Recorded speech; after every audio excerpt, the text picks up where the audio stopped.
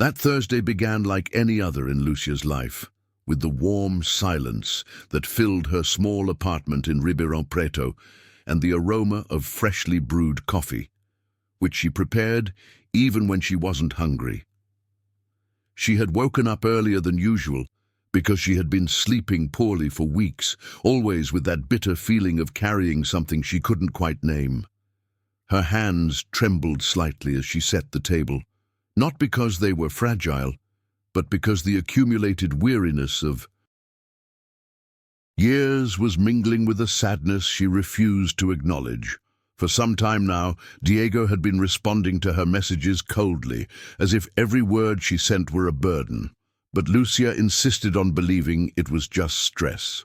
As she took her first sip of coffee, she breathed deeply and decided she would ask him a simple question, something beautiful, something a mother longs to share. She wanted to know about her son's marriage. She dialed Diego's number with her cell phone pressed to her ear, trying to smile even though no one could see her. When he answered, his voice sounded rushed, distant, as if he were in a hurry to end the conversation before it had even begun. Lucia could hear laughter and the clatter of plates in the background, as if they were in an expensive restaurant, one of those places she paid for without ever having set foot in. Then, with an almost timid gentleness, she asked what time the wedding was going to be, because she wanted to get ready, choose a simple dress, and feel part of something important. There was a short, awkward silence. And suddenly, Patricia's voice broke in with a harshness that pierced Lucia to the core. "We got married yesterday. It was only for special people." There was no pause, no compassion, no explanation, just a sentence that landed like a dry blow. Lucia stood still, her heart sinking, and an emptiness so great she felt as if something inside her had been ripped out without warning. For a few seconds, Lucia couldn't react. She kept her phone in her hand, listening to Diego say a quick, "We'll talk later," without even noticing that she had fallen completely silent. When the call ended, the apartment felt colder than usual.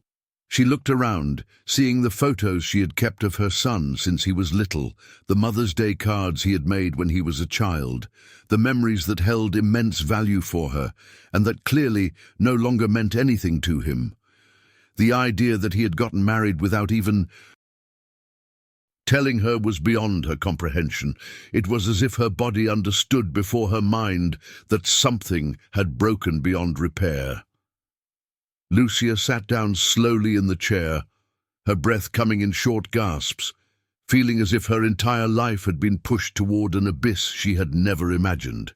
It was only then, as she braced her hands on the table to steady herself, that the full weight of reality crashed down on her. Not only had they excluded her from the marriage, but they had also cut her out of the family she herself had supported for years. Every bill paid, every transfer made with great sacrifice, every meal she had ordered so they wouldn't go hungry. It all became a cruel reminder that they had treated her efforts as an obligation. Lucia felt a mixture of shame, anger, and a sadness so profound it left her speechless. How could she not have seen that to them she was merely a resource? She tried not to cry, but the tears came on their own silently as she wondered at what point she had completely lost the right to be treated as a mother. Throughout that same day, Lucia tried to convince herself that everything must have a logical explanation. She paced the apartment slowly, reviewed old messages, looked for any sign that Diego had warned her, and she simply hadn't noticed. But there was nothing, not a word, not a gesture. All she found were endless bank transfers, receipts from exorbitantly expensive supermarkets that she paid without question, and those deposits that Patricia urgently requested to cover expenses that never made sense. Suddenly the truth hit her hard. She had been maintaining a lifestyle that wasn't hers for years, as if she had been unknowingly hired to sustain a marriage she wasn't a part of. As evening fell, the house was quiet, but Lucia's mind was still screaming. Every corner seemed to remind her of something. The bag of anxiety medication she'd started taking because of the stress, the refrigerator full of food she herself had delivered to her son's house, the folder where she kept all the receipts, just in case I ever needed to organize them. That day had arrived, but not in the way she'd imagined.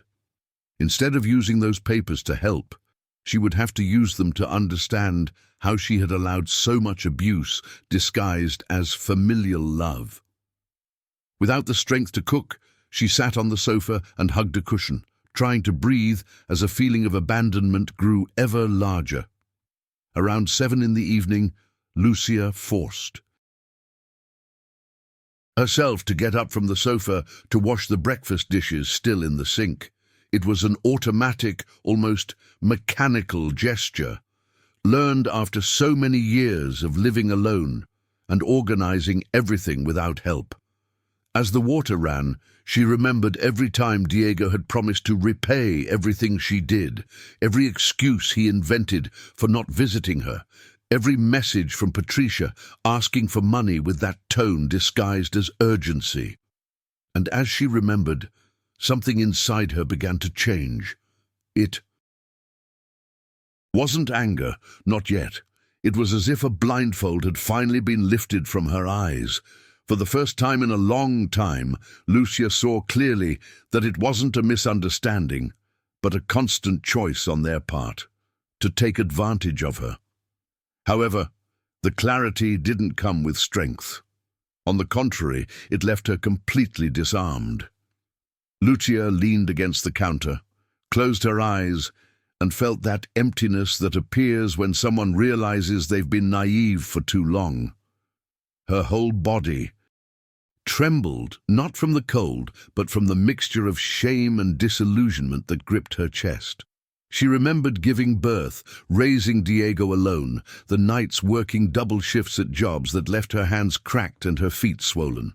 She had done so much, given up so much, lived decades with the certainty that it was all worth it because one day she would see her son happy.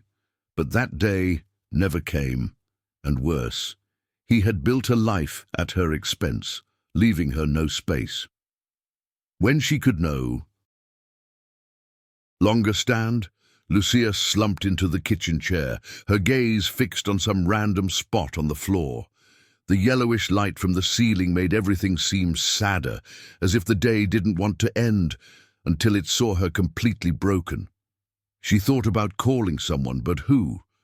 She had spent so many years saying she was fine, that she didn't need anything, that she had never shared with anyone the true burden of raising Diego alone, or the emotional toll of supporting a family that didn't.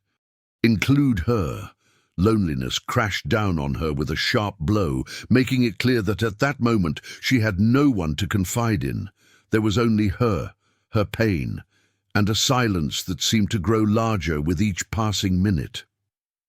Later, when night had completely fallen, Lucia lay down on the bed without even changing her clothes. She stared at the dark ceiling and let the tears flow without trying to stop them. She wept for the marriage she hadn't been a part of, for the years of sacrifice that seemed to have been wasted, for the version of her son that she had invented and that no longer existed. Each painful memory mingled with a question she couldn't silence.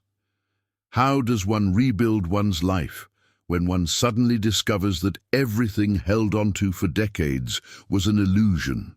It was there, in that state between exhaustion and despair, that something inside her began to crack, not to destroy her, but to force her to see that she could no longer go on living like this. The next morning arrived with Lucia having slept only a few fragmented hours. She woke up with puffy eyes and a heavy head, as if she had aged 10 years overnight. As she made another coffee she had no intention of drinking. The silence of the apartment seemed to force her to confront what she had avoided for years, acknowledging that Diego and Patricia had never seen her as family, but rather as a permanent financial solution. With trembling hands, she opened the file where she kept her bank statements, and as she reviewed each transfer, each expense she had covered without a second thought, she began to feel a mixture of indignation and sadness that churned her stomach. It was the first time she had seen, with concrete numbers, the extent of the abuse she had suffered disguised as love. As she continued reviewing papers, Lucia thought about how many people, especially older women, went through similar situations without realizing it until it was too late. That idea permeated the narrative, as if inviting the reader to pause for a moment and recognize signs in their own lives. And if anyone reading this has experienced something similar, they could comment on how they are relating to this story. Sometimes sharing helps one not feel so alone. Lucia knew nothing about forums or social media, but if her pain could serve as a warning, she would accept it. With that thought piercing her chest, she took a deep breath for the first time since the previous day and understood that the problem wasn't just emotional. It was also practical, concrete, urgent. It was time to break the cycle. It was then that Lucia made a decision that, though simple, changed everything. She turned off her cell phone. She didn't do it impulsively, but because she needed a break from the constant barrage of messages and requests disguised as emergencies. Sitting in silence, without the device's vibration announcing new demands, allowed her to hear something she had ignored for years: her own exhaustion. She walked slowly through the apartment, her fingers tracing the back of the sofa, the curtains, the table, everything she had built with sacrifice and, without realizing it, had put aside to support the lives of others. For the first time in a long time, she felt that this home belonged only to her.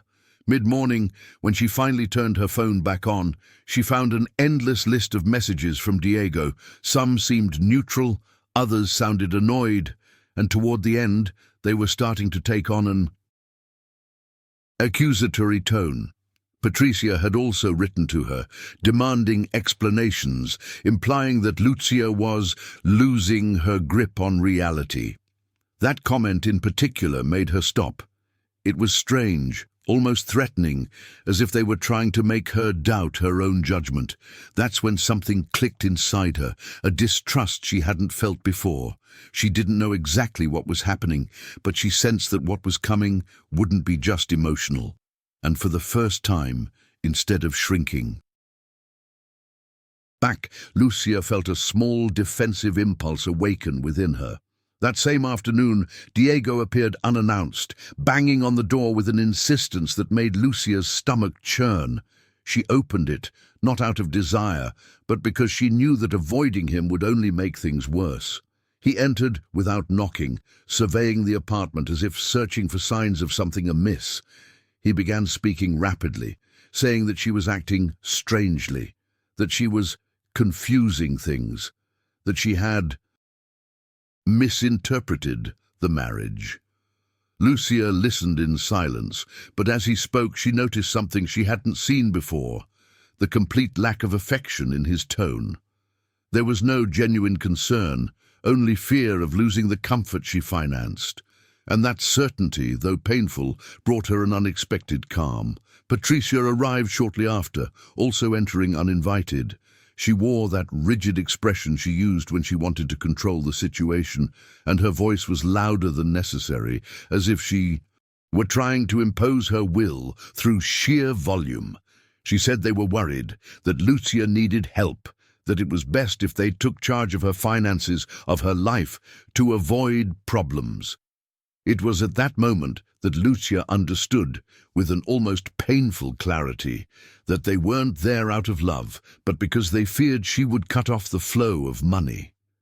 When they finally left, leaving the apartment with a heavy tension in the air, Lucia stood in the living room knowing that something serious was coming, but also feeling that, for the first time in years, she had control over a decision: not to go back.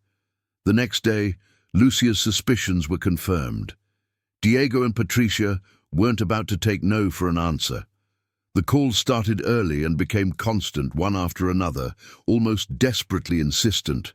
When she didn't answer, they sent long voice messages full of reproaches, accusing her of being unfair, of letting her age get the better of her, as if her decision to stop the transfers was a sign of decline rather than an act of survival.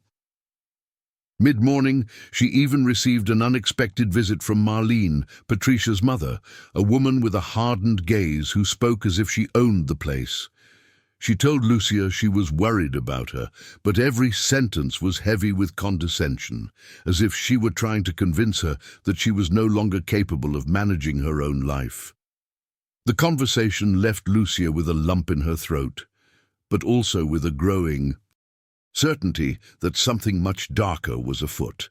No sooner had Marlene left the building than Lucia received a message from the condominium administrator informing her that a supposed social worker had been asking for her, saying she needed to do an evaluation. Lucia felt the ground shift beneath her. She had never had any problems with her mental health, never shown any signs of disorientation, never needed anyone's supervision. But now, out of nowhere, they seemed to want to fabricate a narrative where she was an incapable, lost old woman. That feeling that they were slowly building a trap, piece by piece, made her stomach churn. And yet, amidst the fear, there was a flash of clarity. If they were going this far, it was because money was the only thing that truly mattered to them. That thought, more than any cruel words, finally woke her up.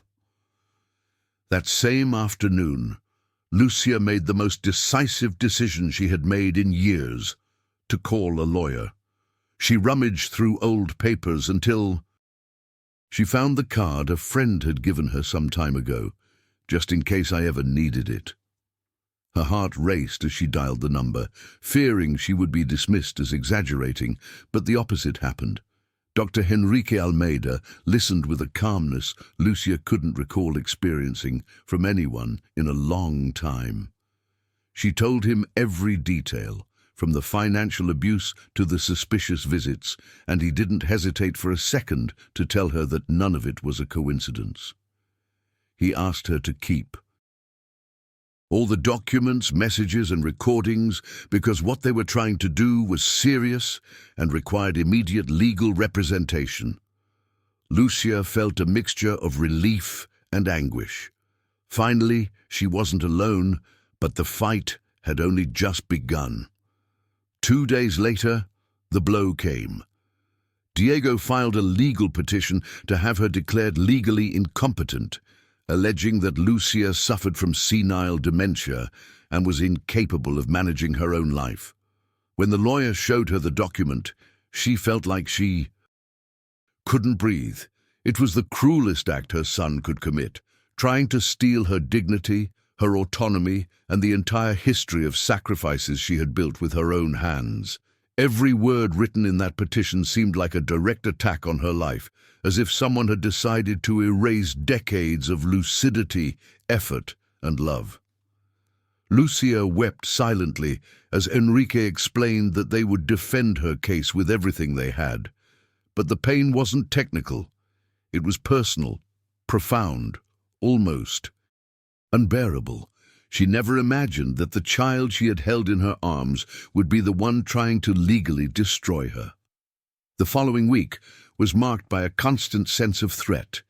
Every time Lucia opened the door, she feared someone was trying to approach her under some pretext to observe, assess, or provoke her.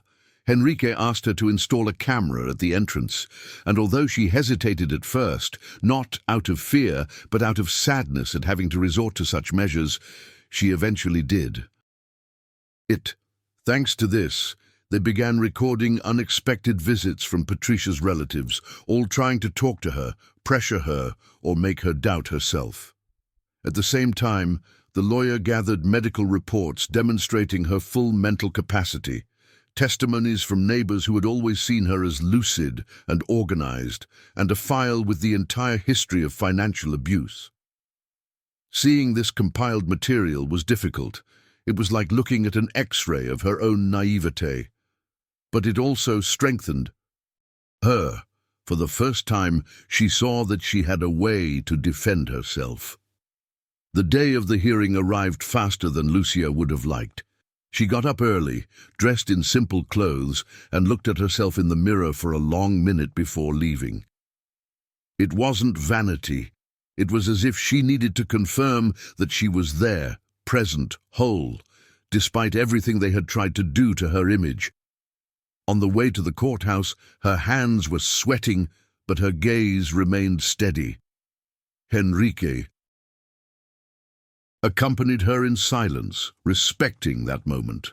Upon entering the courtroom, she saw Diego and Patricia sitting together, avoiding eye contact with her, as if she were a stranger. Lucia felt a pang in her chest, but she took a deep breath. This was the last line she had to cross to reclaim her life, and she was ready. The hearing began with a tense silence, the kind that made it clear no one in the room expected anything easy. Diego's lawyer tried to portray Lucia as a confused, vulnerable woman, incapable of managing her own affairs. But every argument crumbled as soon as Enrique presented a document, a receipt, a video, or a testimony. The security camera footage clearly showed Patricia's family trying to manipulate her, pressure her, surround her. The medical reports were conclusive. Lucia was completely lucid. And when it was her turn to speak, her voice was firmer than expected. She didn't cry. She didn't stutter. She simply told the truth. Seeing Diego lower, his gaze as he listened was the most painful part, but also the most liberating. When the judge announced that the interdiction was completely unfounded and that an investigation for procedural fraud would be opened, Lucia felt something inside her, something that had been crushed for years, finally right itself. She had recovered not only her name, but her dignity. And if anyone is reading this story and has made it this far, you can show your support by liking or sharing it. Stories like this, told without shame, help more people understand what many women endure in silence. Lucia left the courthouse walking slowly, but with a lightness she hadn't felt since she was young. It wasn't just a legal victory. It was the end of a painful chapter and the beginning of a new life, entirely her own. That same night, back in her apartment, Lucia allowed herself to feel a different kind of weariness. Not the sad exhaustion of recent years, but the kind that comes after a battle won.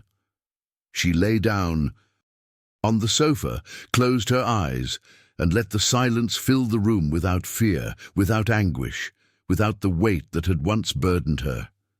She wasn't sure what she would do the next day, how she would reorganize her finances, or how she would soothe the wounds that had been left open. But for the first time in a very long time, all of that seemed possible. The house, which had once been a constant reminder of loneliness, now felt like a refuge, a place where she could start over, without owing anything to anyone. As the days passed, Lucia began to transform small things. She changed the curtains, rearranged the furniture, and got rid of old papers that only brought back heavy memories. It was a slow, almost therapeutic cleansing. She also put the old house up for sale, the one where she had raised Diego, not out of resentment, but because she no longer wanted to live surrounded by memories that kept her stuck. With the money, she bought a bright apartment closer to the city center, where she could walk everywhere and take courses she had always put off. She discovered a world she had never explored because she had dedicated her entire life to someone who didn't know how to appreciate it.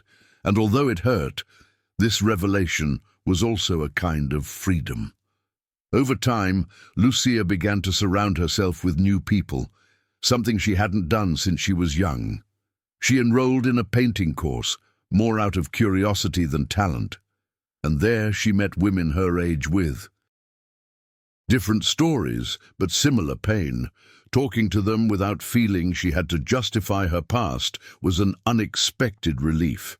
She also started volunteering on weekends, helping older women who, like her, had endured silent abuse within their own families.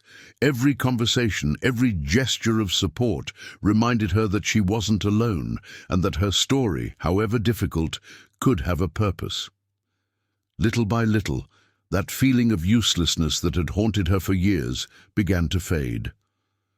A year after. The hearing, when his life had already taken a completely new turn, Diego appeared at the door of his building. He was thinner, with a tired expression that Lucia had never seen on him before. He said that Patricia had left him, that nothing in his life had worked without the money that used to flow freely. Lucia listened, but this time she didn't feel that urge to rescue him. She invited him to sit on a nearby bench where they talked like two adults who know each other but don't necessarily understand one another. She made it clear that she wouldn't support him again, or anyone else for that matter, that she could only offer him a relationship based on respect, boundaries, and truth. And although he lowered his gaze, he accepted. It wasn't a perfect ending, but it was a more honest beginning. With that conversation, Lucia felt a cycle finally close. There was no hatred in her heart, nor a need for revenge. What existed now was absolute clarity about what she deserved and what she would never accept again. She returned to her apartment after saying goodbye to Diego, breathing air that felt lighter than ever. As she walked through the living room, she looked at the clean walls, the new colors, the rearranged furniture, and thought about how much she had changed, not only on the outside, but on the inside as well. She was no longer the woman who demanded affection at any price. She was someone who had learned, through pain, that love without respect is just dependency in disguise, and she wasn't willing to go back to that place. That night, sitting by the open window, Lucia reflected on everything she had lived through.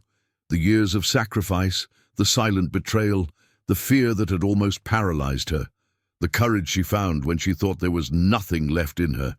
She remembered the day she learned her son had married without including her, the weight she felt in her chest, and the sensation that her life was crumbling.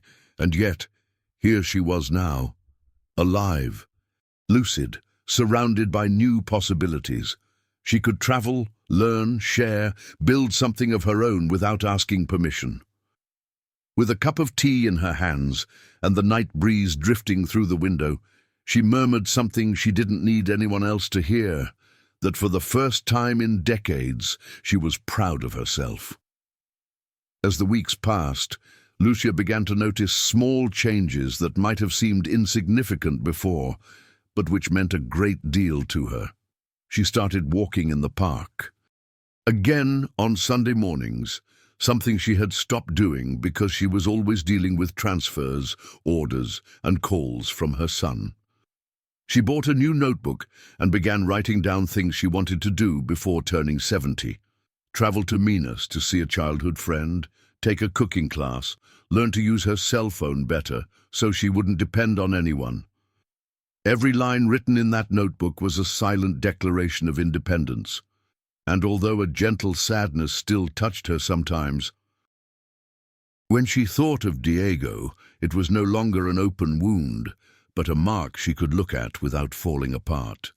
One day, returning from a painting class, Lucia found a letter at the building's entrance.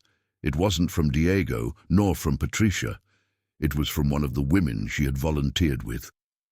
The letter said that her story had inspired her to make difficult decisions and set boundaries for the first time in her life. Lucia read it sitting on her bed, with immense calm, as if those words confirmed something she was still learning to accept, that all the pain she had endured had not been in vain, that her voice, the one she had once thought lost, had strength and could help others. She closed the letter slowly, with a mixture of gratitude and surprise, understanding that her life, at last, was not a burden, but an open path.